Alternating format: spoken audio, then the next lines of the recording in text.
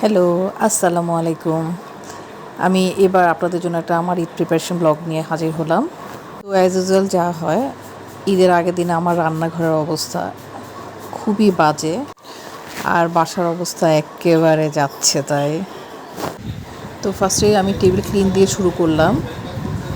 আমার মনে হয় টেবিলটা আগে ক্লিন করে রেডি করলে খুব ভালো ফিল হয়, আর অনেকটা কাজ এগিয়ে যায়। তো রেডি করার পর লুকটা কিছুটা এরকম।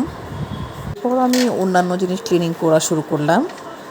তো আমার মনে হয় যে কোনো ছোট তুচ্ছ থেকে তুচ্ছ জিনিসও যদি আমরা এফোর্ট নিয়ে করি, সেটার রেজাল্টটা অনেক সুন্দর হয়।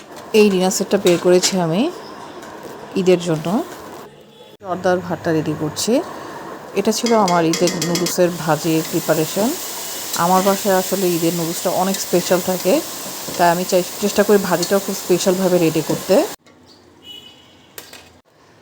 সব রেডি করে রেখেছি, বেরেস্তা, ক্যাপসিকাম কেটে রেখেছি, পেঁয়াজ, জর্দার ভাতটা, আর এটা রোস্ট ভেজে রেখেছি।